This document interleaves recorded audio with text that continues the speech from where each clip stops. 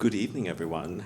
Welcome to Holyoke Public Media, where we're having this performance of Se Puede and with the Victory Players right behind me.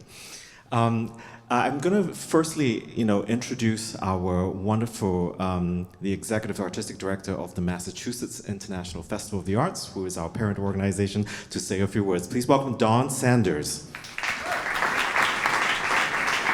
Thank you, Tim. Thank you.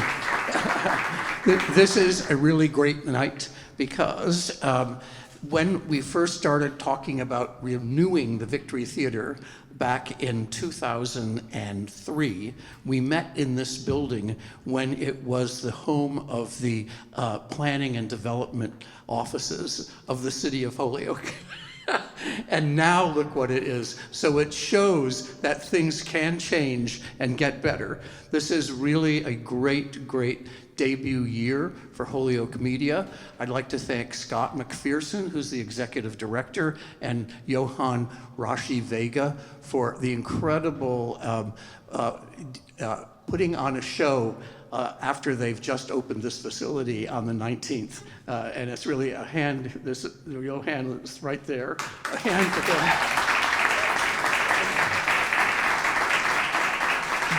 When we envisioned an opened Victory Theater, we envisioned, of course, all the things that are going to be in a 1,600-seat theater, because the Victory has 1,600 seats. Where you're sitting now has 100 seats. There will always be the need for a true salon and an intimate space that this provides, and also as which will generate work for a larger theater. And in the plan for the Victory, we planned for the Victory Players to have not just events that come from all over the world, but are generated right here in Holyoke. And the Victory Players, which was conceived of in 2017 and has had now several extraordinary seasons. You will hear them tonight. Thank you for being here. This is a real treat. I have to say the usual things. Please note where the exit signs are.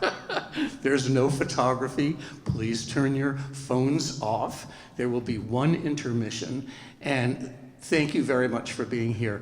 Tell your friends there's another performance tomorrow night over at McCulloch Hall at Mount Holyoke College. So we're thrilled, and without further ado, the Victory Players and Se Puede.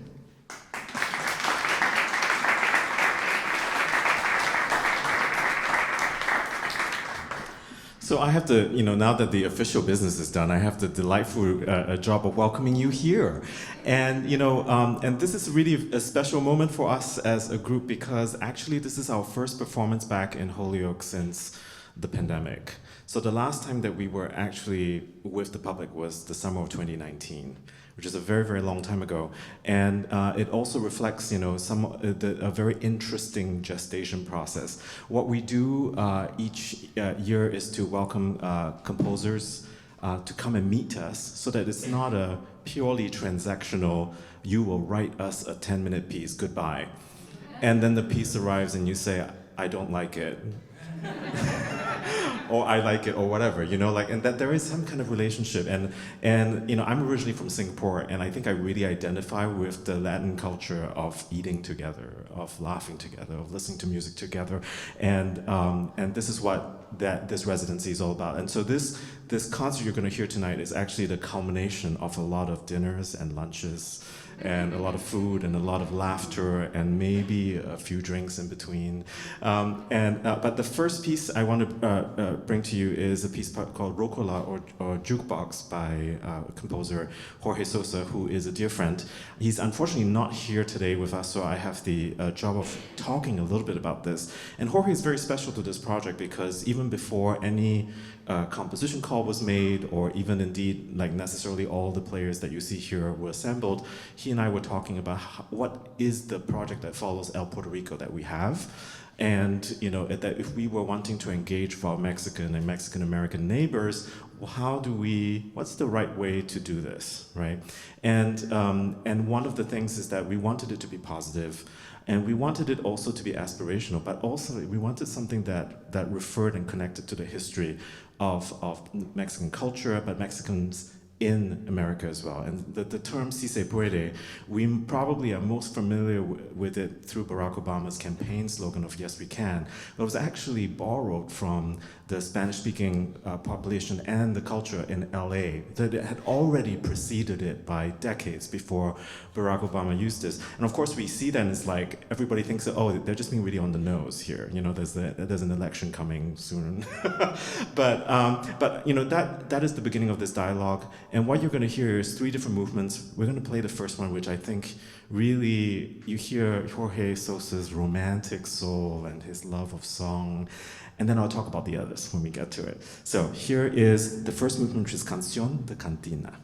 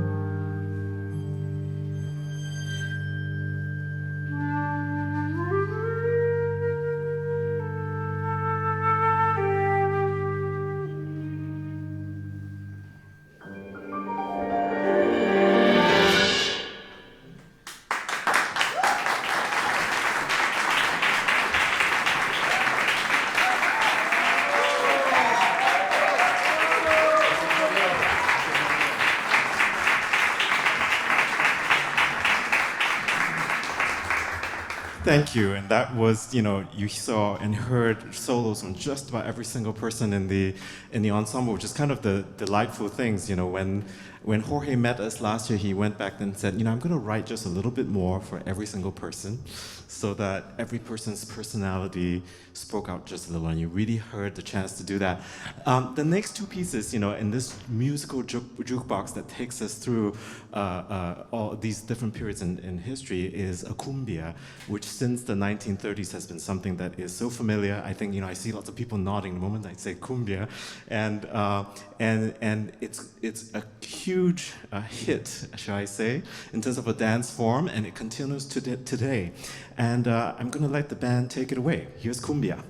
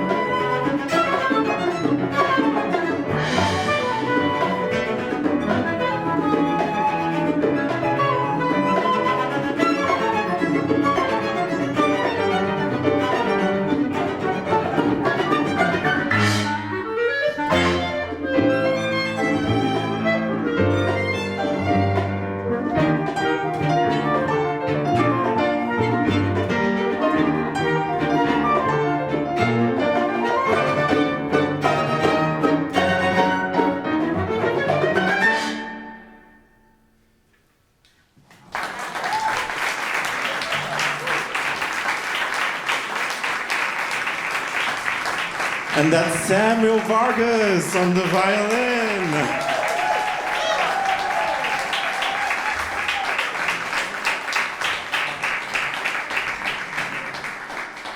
And just from the world of cumbia, the next piece is from the world of ska. So you're going to hear a little bit of rock stuff, but totally translated into this kind of awesome marimba solo that Rob Rocheteau is going to play. Here is Ska, also by Jorge Sosa.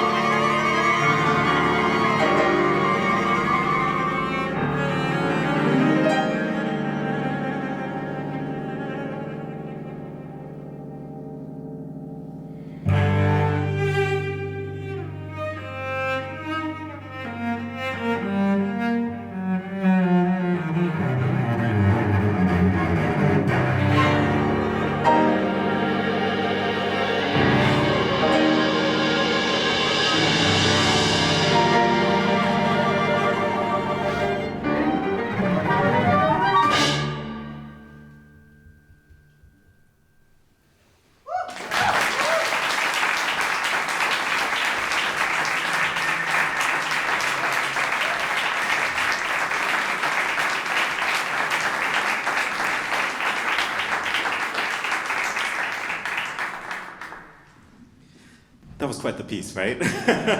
Jorge Sosa's Rocola. The next thing we're going to do is such a very, very precious part of the process. It is very, not completely rare, but somewhat unusual to have the luxury of time with composers, for them to get to know us, to write a few things and to test a few things out, and then have what is essentially like 10 months to then deliver the work next year, so that we can. So, if you like what you just heard, already plan to come this time next year.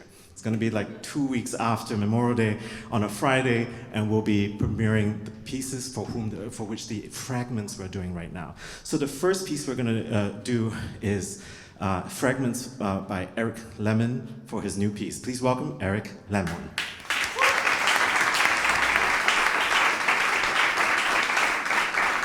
Hi. So I'm just going to invite Eric to say a few words about the piece that he's written for us. Yeah, so thank you first for having me here, and that piece is amazing, Jorge's piece. So what you'll hear, especially in this first movement, it's called Excerpt 1. I don't have a title yet. That's part of the process, right, is figuring out where I'm going.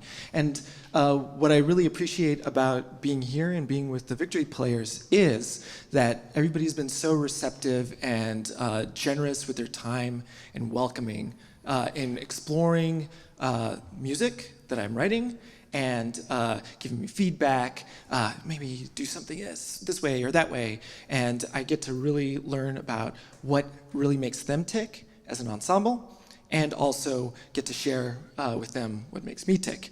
What you'll hear in this particular excerpt is Rob over there is going to be drawing the piano strings with a rosined fishing line. And at the same time, buried in the piano is an ebow, which is basically a little electromagnetic that's going to pull the string of the piano back and forth, and it sounds like essentially a sine tone that you would hear from a synthesizer. Really beautiful, ethereal sounds. And I'm just trying to color this texture that just kind of sits in one place. So please enjoy. First of two excerpts.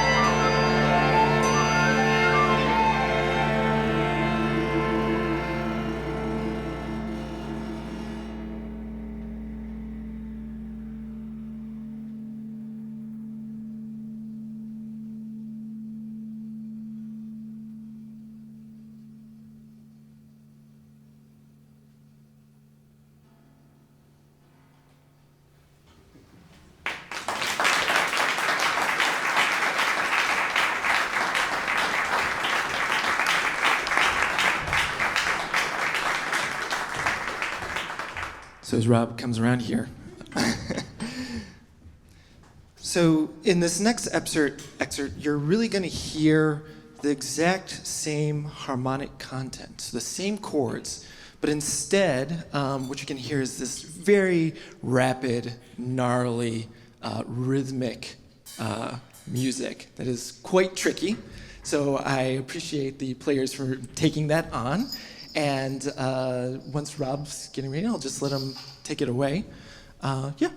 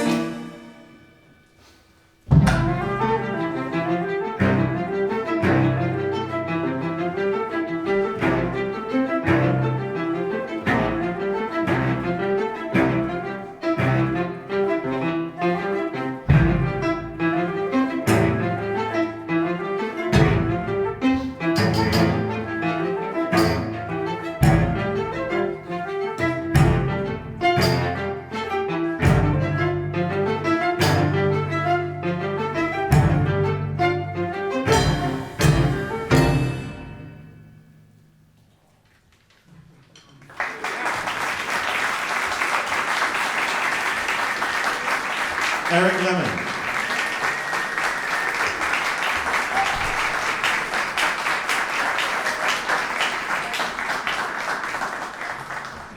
And in case you were wondering about the second excerpt, we did play it slower than it ultimately is going to be. So it's one of those kind of, so it's a very, very different feel about it, but, it's an excerpt. And our next piece is by Leah. Please welcome Leah Villarreal.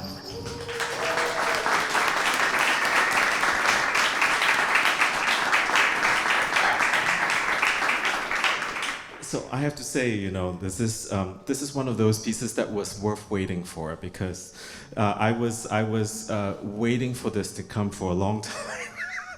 but then there was the moment where the demo track came in, and I was listening to it in the car, and I was like, somebody should have given me warning labels for this, because I was just misting a little bit. I'm gonna let Leah speak for herself. Well, thank you so much, Tiana. Thank you for your patience, and thank you to the Victory Players for bringing this to life.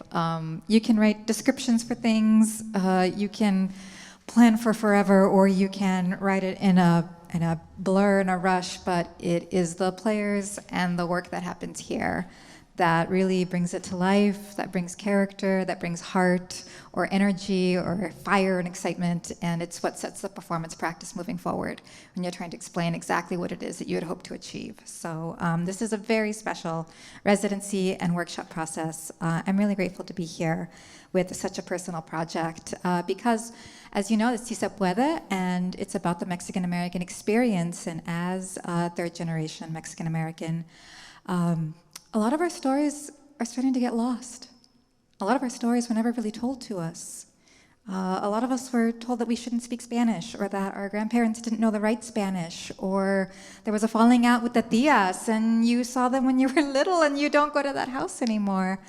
And when we lost our matriarch in 2019, my generation and us Gen Xers and now the Gen Zers, we realized that if we didn't start asking, that these stories were going to be lost to us in a really substantial way. So I took this opportunity to sit down with my godmother, Virginia Rodriguez. You'll hear her on the track, and my god sisters. And I had a friend very generously come over and mic us all, and we just had a 2-hour conversation about what it was like to get the house that we had, and what it was like to live in the prior house, because the previous generations had actually lived in the enclave of Maravilla in East Los Angeles, and we were forced out due to eminent domain and the construction of what is termed the East Los Angeles Interchange Complex, which is about 4 giant freeways. They're the heart of my city of Los Angeles, but yet they displaced so many people in the process. And we had never really asked her what that was like, or what she remembered, or what it was like to live for so long in the house that we have so many memories in. So that's the process, and that's the work, and of course it's really lovingly supported by the players here with the live music. So I hope you enjoy.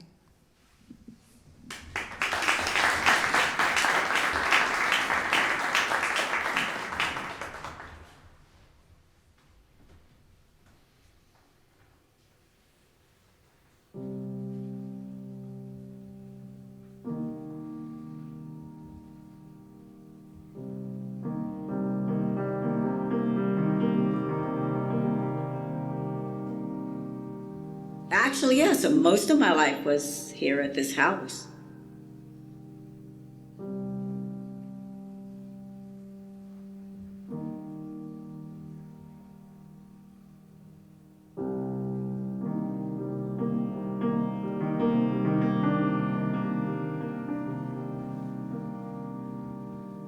These are the only 2 houses I've ever lived in.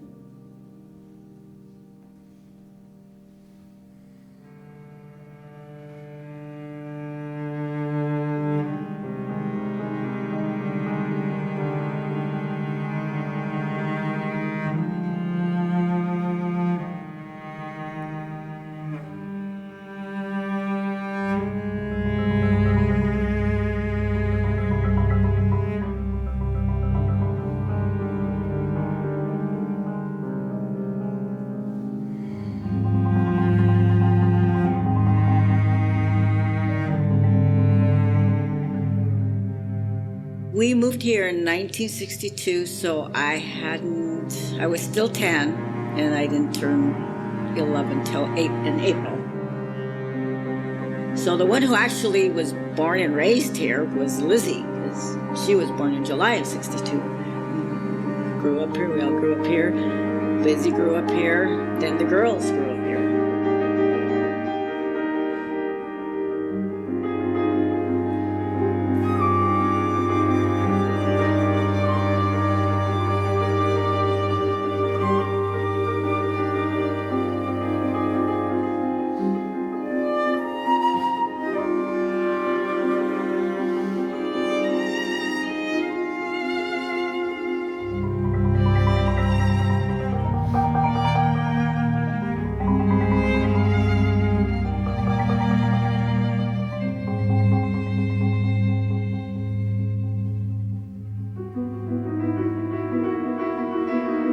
Then when we were there, they made the Long Beach Freeway. They took most of that street away, except where we were. And as kids, it was great because we had a non-through street. So that was our playground. You know, we'd get together, especially in the summer, play and have fun, and all the neighborhood kids would get together. And so to me, that was like the best, you know. It was my world. And then my uncle got the letter that they were going to knock all the rest of the houses to build the Pomona Freeway, the overpass of the Pomona. That's when, you know, we had to move.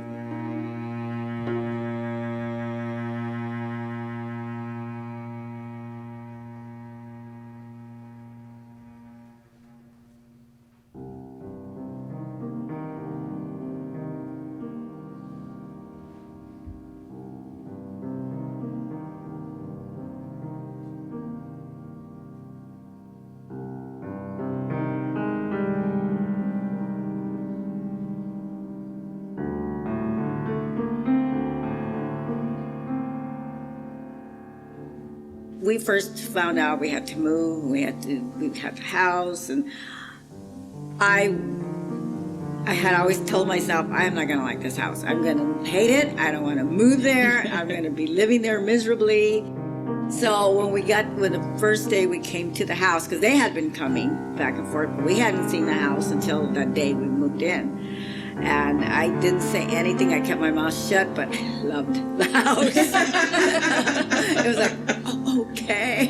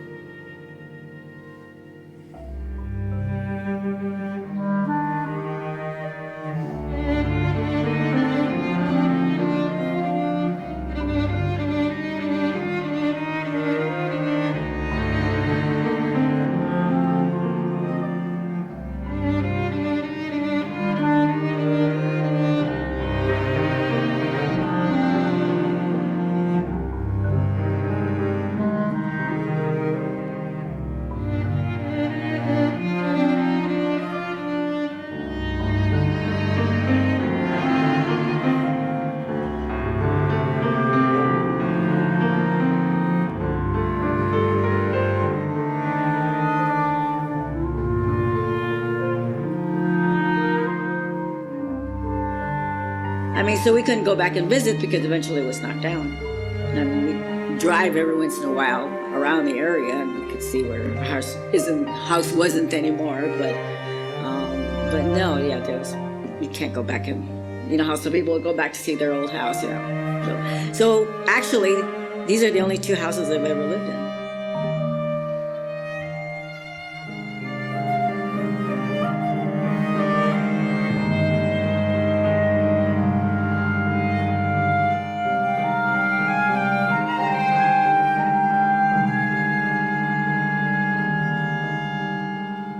So the rest of my life, I've been here. Grew up here. We all grew up here. Lizzie grew up here. Then the girls grew up here.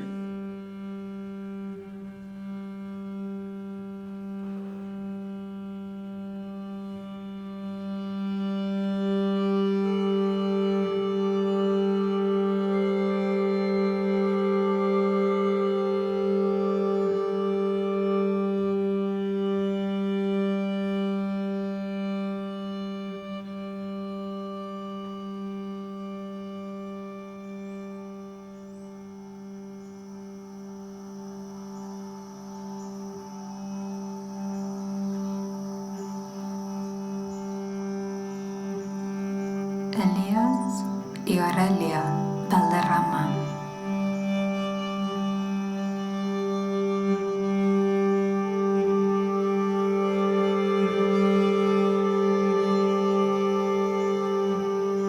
Felipe y Natalia Salas.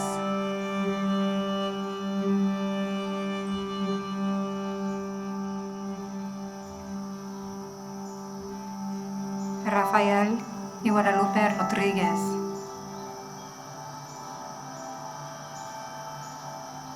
Louis Rodríguez. Mary Rodríguez.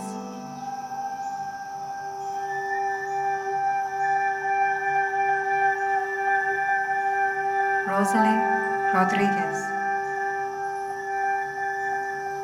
Virginia Rodríguez. Raymond Rodríguez.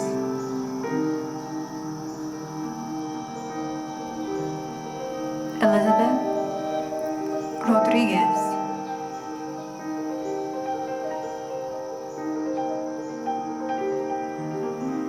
Valerie Jones. Deanna Jones.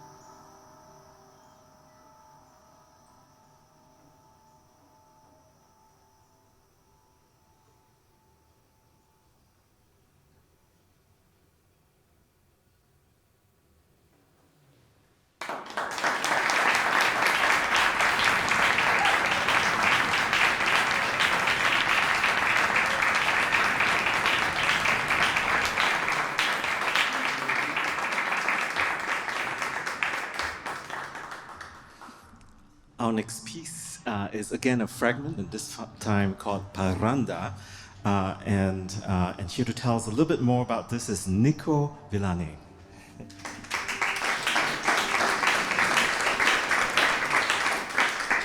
Good evening to everyone. Thank you again for coming out. When I was learning about next year's theme of Puerto Aburrito, I'm still working on my Spanish, I practice every day. I thought a lot about welcoming and letting people in. And in particular, one of the blessings I've had in recent years is meeting my partner and her wonderful family. And they're from Puerto Rico, and they've welcomed me into their culture and taught me their traditions. And I'm learning every day. And so I thought about what are experiences that I've had with them and that I can write about. And so I ended up settling on the tradition of Paranda because it's something that is musical itself, but also a experience that I got to have with them in Central Florida. So the piece itself will try to capture and embrace the energy and spirit experience of going house to house as the Paranda caravan grows, maybe having a couple too many glasses of coquito along the way. So tonight you'll hear some fragments that I've been working on that I've kind of stitched together. And eventually the piece will grow and get more and more exciting and jovial as if the night was growing on.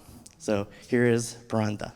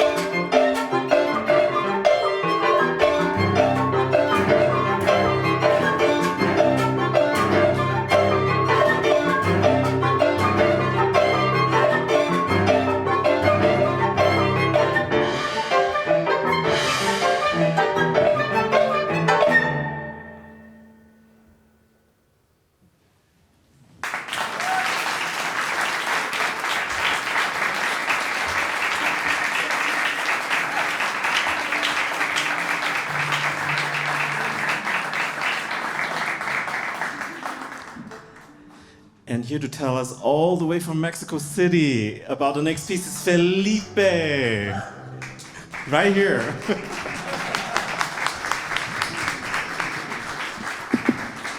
Well, hello everybody, good night. Indeed, I am the only one that actually lives in Mexico.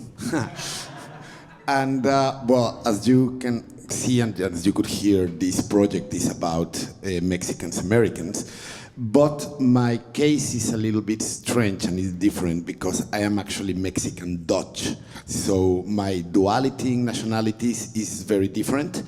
And I have spent very long periods of my life living between the Netherlands and Germany, and of course Mexico, where I currently live. So the title of this piece, which is very strange, Adios Kunsthaus. Kunsthaus translates from German as art house. And well, in these periods of time that I was spending in Germany, I was mostly in Berlin, and Berlin is one of my favorite cities in the world. The very first time I was there was in 1999. And I remember I was very amazed by how the city still felt divided between the East and the West. And I was fascinated especially by the eastern part, because that was where artists from all over the world were gathering and were experimenting with new forms of culture and art and society. And I just wanted to be part of that. And there were great years where I could meet artists from all over the world coming to Berlin to experiment with that. So there was one place in particular called the Kunsthaus Tacheles that was in the east side of the city in the neighborhood of Mitte. And this was just an abandoned building that was squatted by a lot of artists from all over the world, and every night there were performances and film projections and concerts and everything. And I was spending a lot of my time there. Then I left Berlin for many years. I didn't come back until 17 years later, so that was last summer, and I spent 3 months there. And I was very excited to go to my old neighborhood, Prenzlauer Berg, and when I arrived there, I saw that it completely changed. Now it's full of like super expensive cafes and shopping malls and brand shops, and well, it just became a copy of a copy of a copy of like any other neighborhood of any other rich city. And when I went to visit my favorite place, the Kunsthaus Tacheles, I was very shocked and disappointed to see that it became a shopping mall. So yeah, this piece is a small tribute to that great place, but also a small reflection on how gentrification has changed a lot the personality of a lot of neighborhoods. I want to change Tian and these incredible players. This is a very difficult piece. They will not let me lie about it. And just a small anecdote, we were working on it on Thursday that I arrived here, and they've been doing great since the very first moment that I played it. But then I asked them to think more, instead of like a chamber ensemble, to think more like a progressive rock band. And when I told them that, it all fit into place. And well, this is the result. Thank you very much.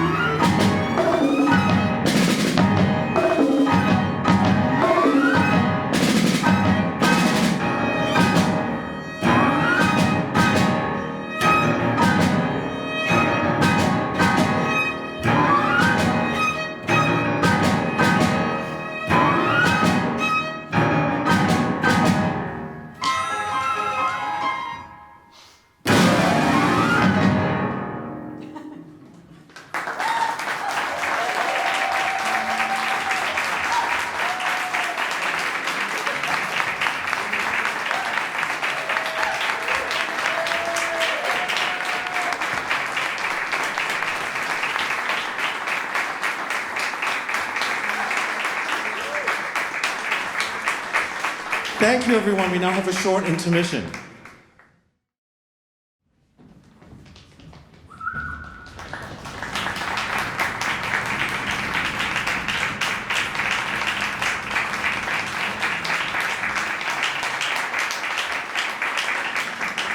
Thank you so much. Welcome back. That was a fiery first half, especially finishing with Felipe's Adios Kunsthaus. Our second half begins on a very, very different mood. And here to tell us a lot about it is our composer, Cody.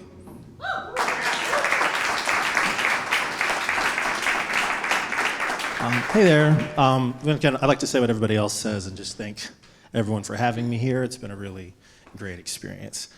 So for my piece, when I first saw the call for proposals for Si Se Puede, my first thought was Si Se Puede was the motto of the farm workers' labor union in the 70s. So it made me think of my grandfather, Mencho. So he was Mexican, born in Texas, spent his entire childhood picking fruit and vegetables, his whole childhood with his family. Strawberries in Arkansas, sugar beets in Minnesota, and it just kept going. And he told me that the only thing they had was their mom's trunk and music. And so for me, the Tejano culture is so complicated because it's very Texan and it's very Mexican, but it's neither. So it's like for this piece I actually asked him one time if he could send me a playlist of songs that him and his brothers would sing and play. And he sent me a list of it was in a jumbled order too. It was like corridos from the border and Pedro Infante songs, rock music like Buddy Holly and Fats Domino, but also just all sorts of stuff. But what's strange is that it clearly made sense as a whole. So my idea was to just sort of take the piece and just try to capture this liminal space between Texas and Mexico. So here it is.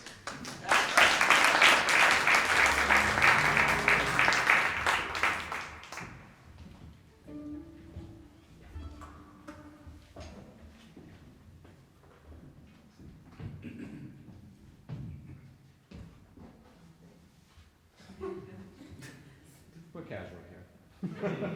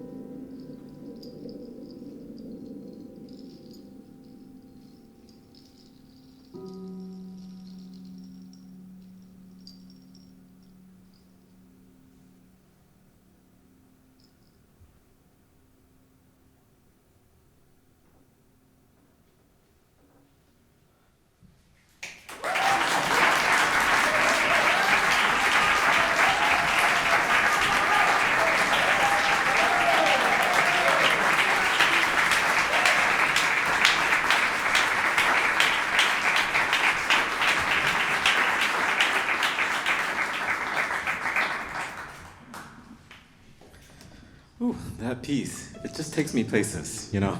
I was telling Cody that it's one of those things that I might actually put in the background and just close my eyes and just travel with, you know, it really, really moving. And from that, we go to a very energetic fragment from Julio. Here's Julio Quiñones.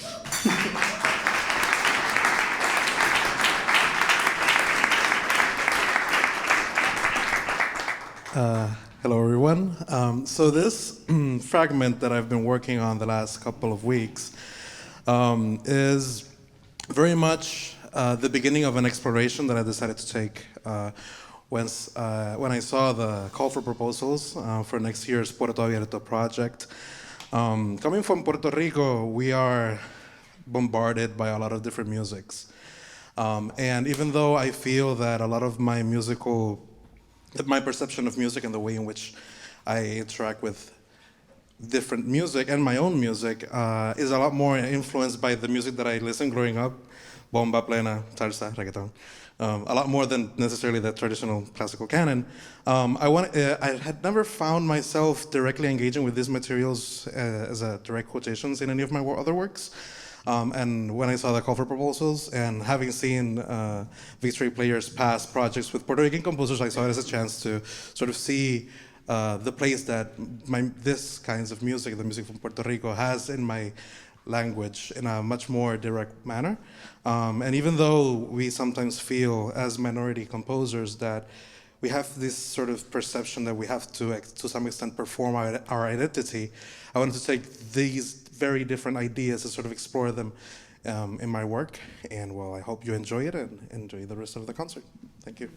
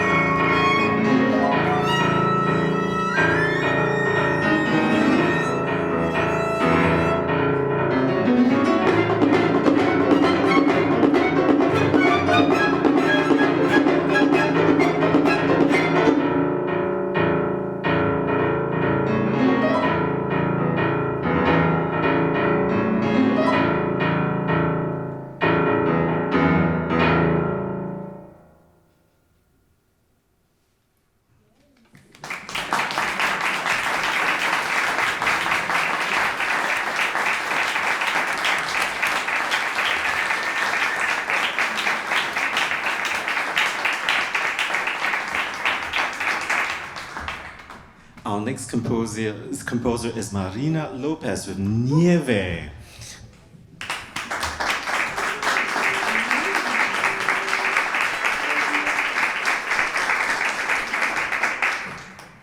Hey everyone, thank you so much for coming. Thank you to those who are local and those that traveled. We can play all the music in the world, but it really means nothing if there aren't people here to hear it. Like the act of making music isn't complete without you. So thank you so much for coming.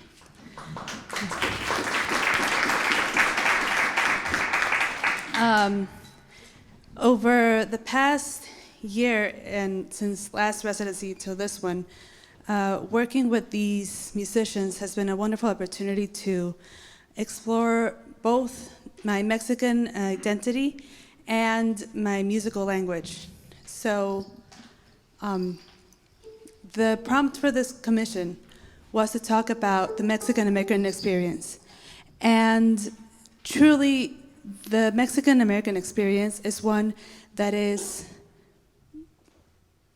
in which nature has a big part, because for a lot of migrants from the global south, migrating to a country, a rich country like the US or like Europe, one of the big pivotal moments for us is the first time we see snow. For a lot of us, snow is something that is remote in mountains. It's something that we see on TV, and we dream about what it is like to see snow for the first time. So in this piece, for this piece I interviewed, I put out questions on the internet, and I had Mexican and Mexican-American people answer the questions and talk about their experiences when they saw snow for the first time. So their words are throughout this piece, and where I'm exploring my musical language is challenging these amazing musicians to use the words as part of the music making. A lot of the times you would hear them play a rhythm, but what they are seeing on the page is a note and the words, and they have to spell out the words with their instruments. Sometimes they say the words, they speak and they play. Sometimes they only play. And there's kind of like an exchange between how much of the music is written and how much is in words. I also gave them the challenge of having some words in Spanish and some words in English, because that is part of the Mexican-American experience. And I didn't want to change people's words from the language they use to answer the questions. And they have risen to the challenge and really brought this piece to life. In the first movement, I put together all the answers that answer the question, when did you see the snow for the first time? When they answered that they saw it in Mexico, at the top of mountains, and when they saw it, the last time it snowed in Mexico City in 1967. So the beginning of the movement is like water molecules coming together and forming a snowflake. And the words that they speak is, snow was something cold, icy, and difficult to reach in desolate places. And that the movement changes into the memory from the last time it snowed in Mexico City in 1967. And it talks about, I think it was my mom and my aunt who answered this. They went out to the yard and they were so excited to see snow. So they grabbed it and they made little snowballs, and they put lime juice on it to make lime-flavored sorbet. So that's nieve de limón. Thank you so much to Tian and Victory Players, and I'm excited. Thank you.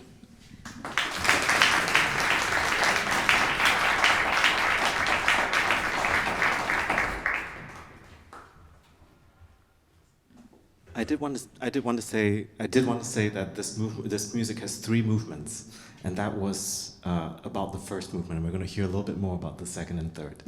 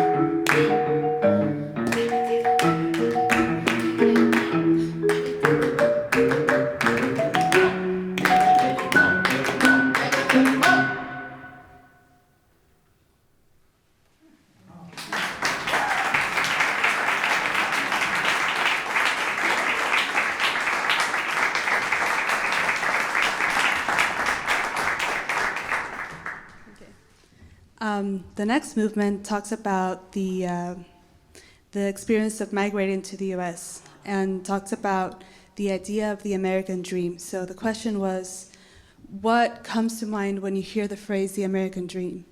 And people had a lot of things to say. They said this was a land of opportunities, which is the title of the movement. They said that it is a trap. They said that this land is as ours as is yours. They said that they didn't really know the American dream. They said that they didn't know anymore. They said that the American dream was getting out of there. And there was a longer quote given by my aunt who migrated to Texas when she was 19 years old, following a much older man. And she said that she didn't arrive to the US with dreams of any sort, but that instead of that, slowly, the place and the people became entrenched in her heart, became anchored in her heart. So throughout the piece, you will hear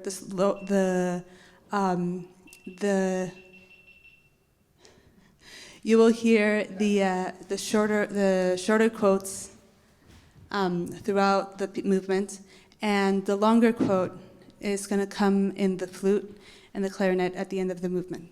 Thank you.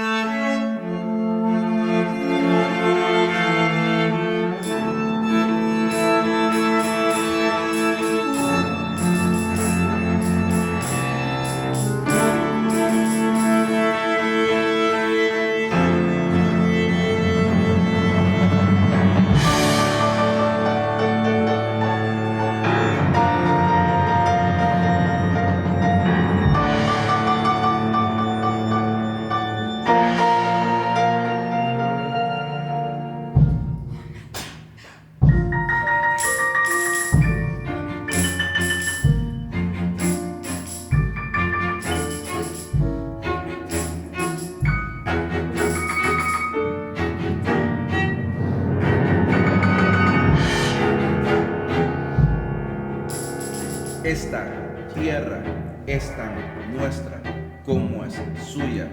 Esta tierra es tan nuestra como es suya.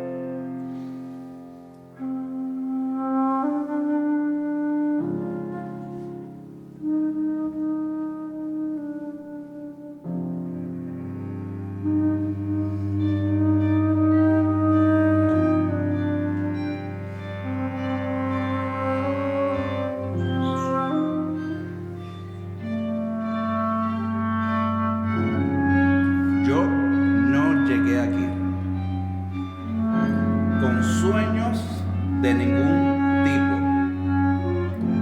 Más bien, me fui quedando hasta que, sin sentirlo, el lugar y la gente se me fueron anclando al corazón.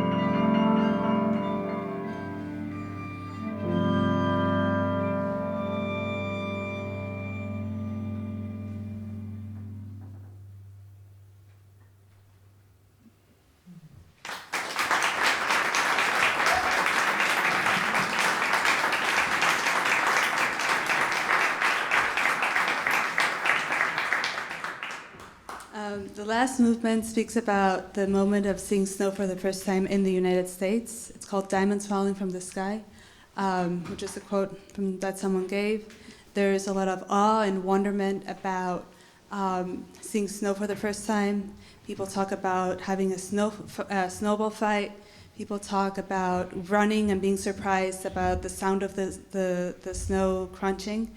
And this is intermingled with another longer quote, this time from myself. And it is recounting the moment which was truly the first nugget of an idea for this piece came in that moment. It was a moment when I was volunteering with unaccompanied migrants from Central America in Pittsburgh. It was the spring of 2021. COVID was still a big concern. These kids had just been relocated from the border to this orphanage in Pittsburgh. And they got there and they had to be quarantined in different rooms. So all these volunteers in hazmat suits come in there like space people trying to give them food and stuff. And they were still children. They were still playing, they were still eating, they were being pretty jovial, all things considered. And there was a moment there that there was this late winter, early spring snowstorm, and all of these kids ran towards their windows and were looking at the snow, and they were fascinated. So that is the last movement. Thank you so much, and thank you to the Victory Players. Let's keep it going.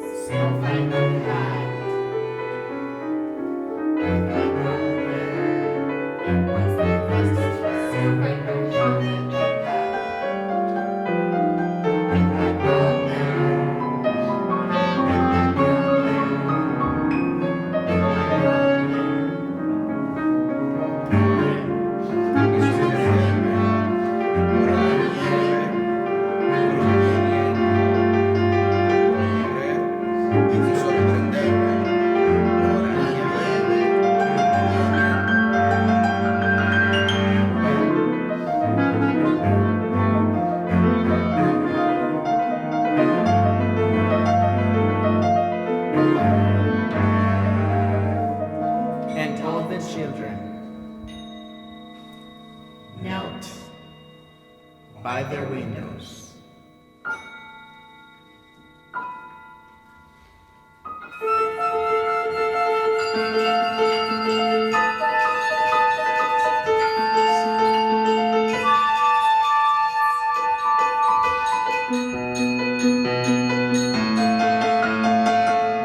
Laughing.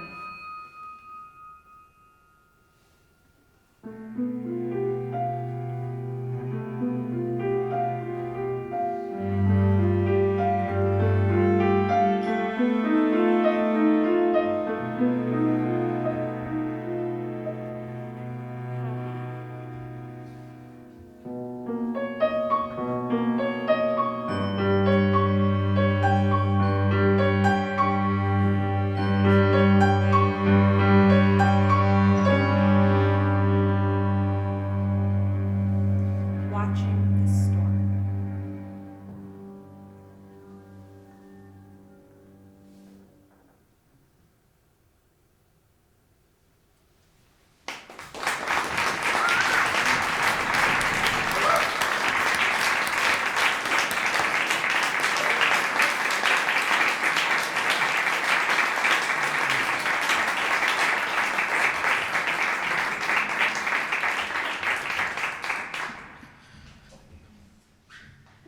Again, super atmospheric.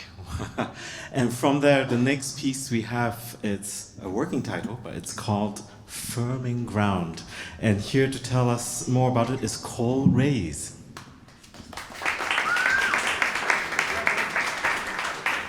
Hello, everyone.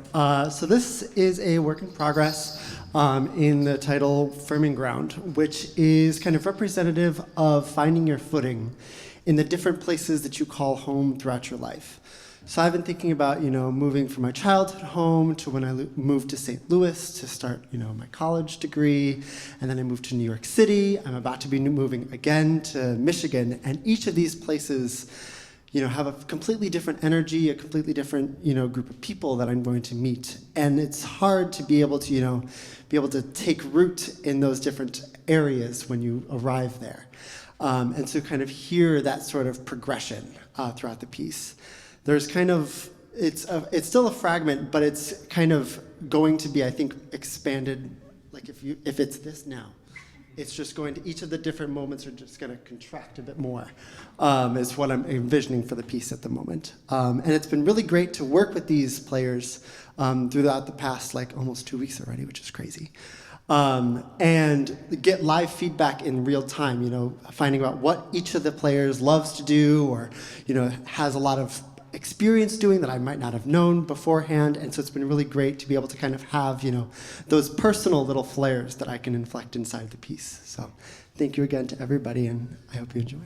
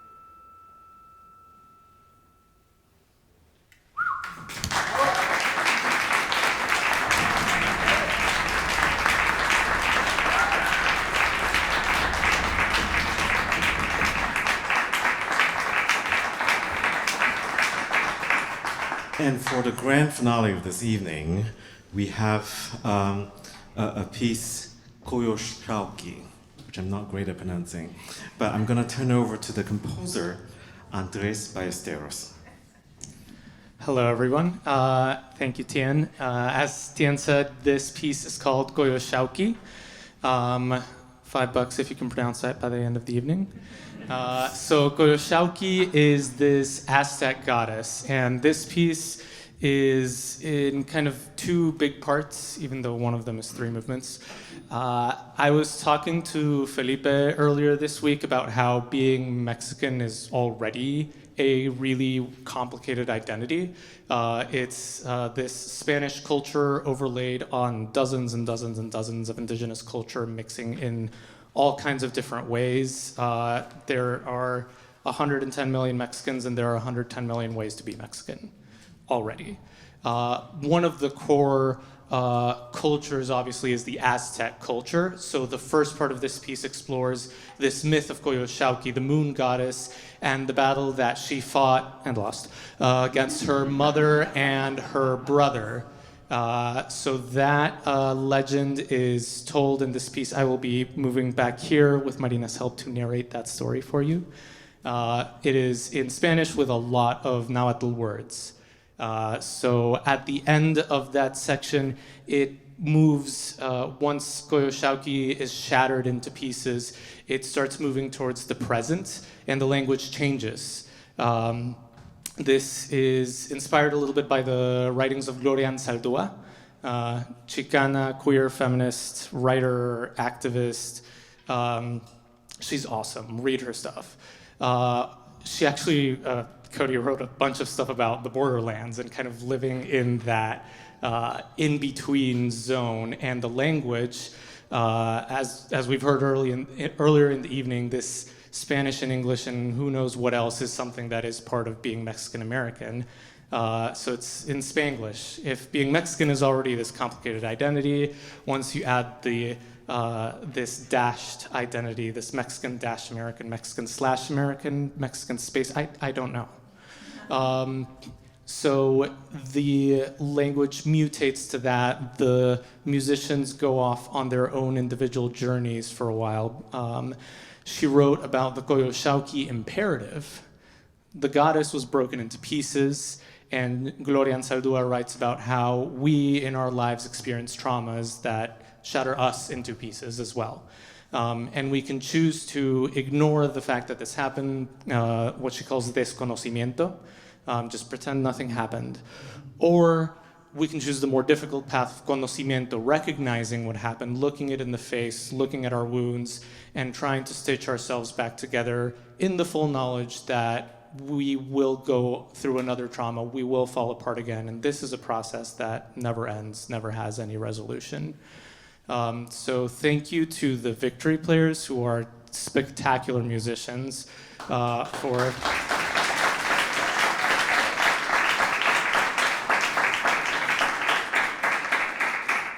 thank you for trusting me and all the other composers with our music. And it's an amazing feeling to know you and so well and to trust you in this way. Thank you to Tien and Mifa for allowing us to tell these stories. And as Marina was saying earlier, thank you as well, because yes, stories need to be told to survive, but they also need to be heard. So thank you for hearing these stories.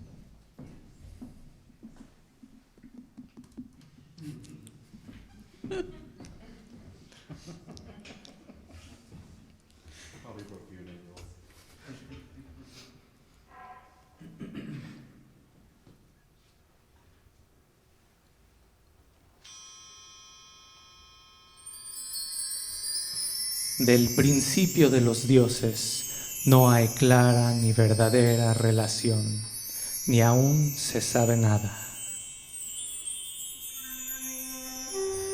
Mas lo que dicen es que de tiempo inmemorial todos los dioses se juntaron y se hablaron diciendo: ¿quién ha de gobernar y regir el mundo? ¿Quién ha de ser el sol?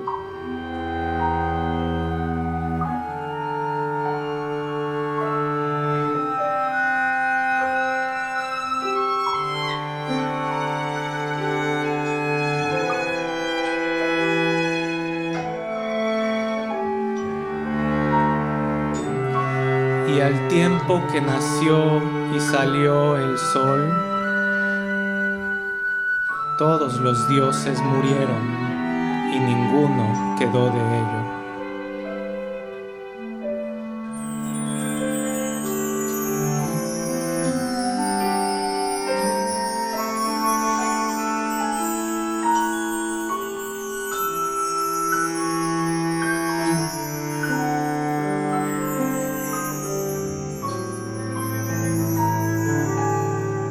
Vergüenza.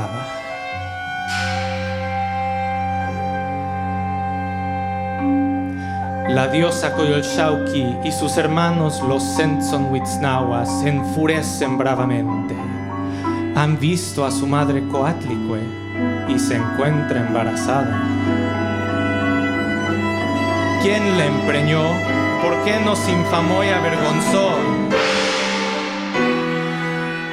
Y Coyolxauhqui decíales: hermanos, matemos a nuestra madre, porque nos infamó habiéndose a hurto empreñado. Y los Sentzonhuitznahua se arman para guerra.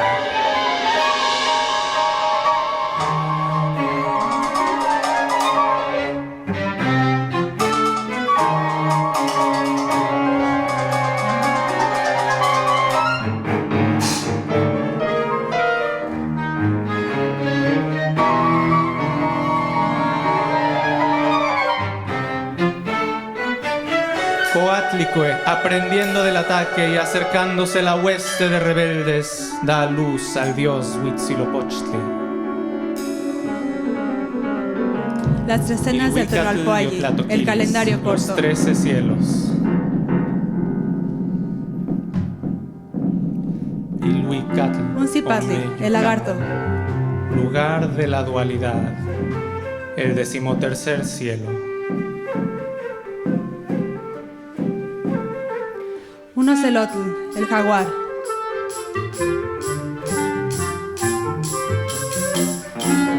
Teotihuacán, lugar donde se mueven los dioses. Un Mazatl, el 12º cielo.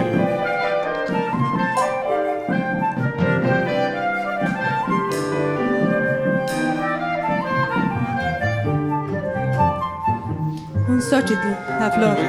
Tetlacuauco, lugar donde se mueve el calor, el 11º cielo.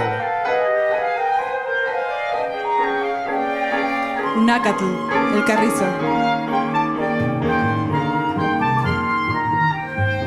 Ilhuicatl, Tecosaucuauco, lugar oriental del sol, Un Miquitzi, el la 10º muerte. cielo.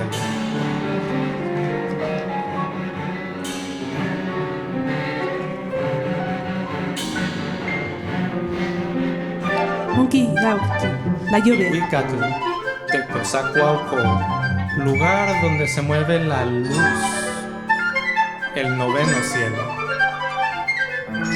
Un Malinai, la hierba.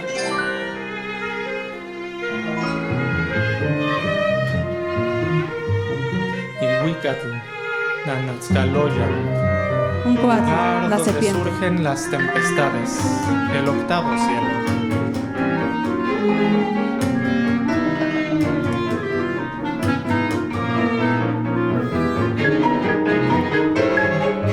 Un Tecatl, el pepe de la Xochotlaco, lugar donde el sol se levanta y muestra su rostro, el 7º cielo. Un Ozomatli, el mono.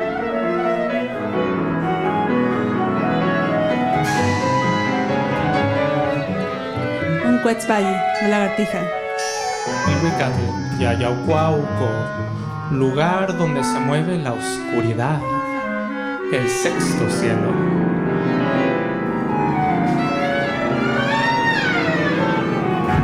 Unolín, el movimiento. Ilhuicatl, Mamalcuauco, lugar donde se mueven los cometas, el quinto cielo. Unitzwinkli, el perro.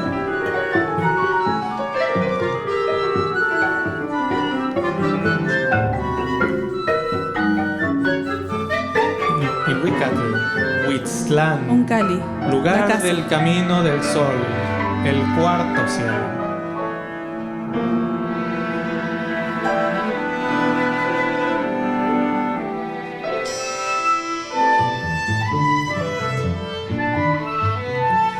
Ilhuicatl, Tonatitlán, lugar donde se mueve el sol, el tercer cielo.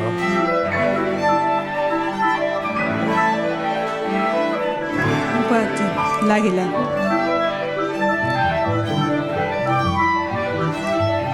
Ilhuicatl, Tosi, Citlalcuauhco, el conejo. lugar donde se mueven las estrellas, el segundo cielo.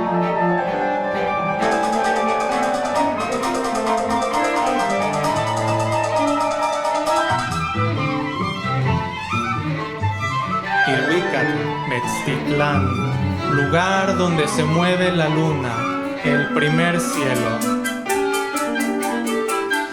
Huitzilopochtli encendió una culebra hecha de teas y con ella hirió a muerte a Coyolxauhqui. Su cabeza quedó en la sierra, mi cuerpo cayó hecho pedazos, mi vida en pedazos, my dreams pedazos, my life.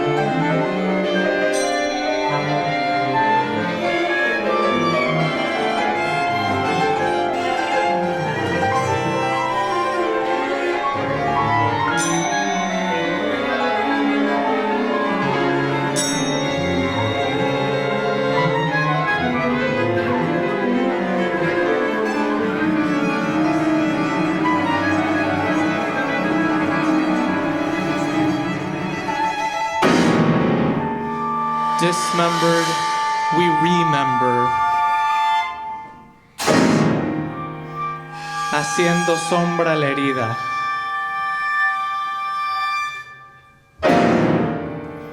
Remaking los pedazos de nuestra vida. On the path to conocimiento, a path we retread without resolution, making and unmaking. Again, again, again.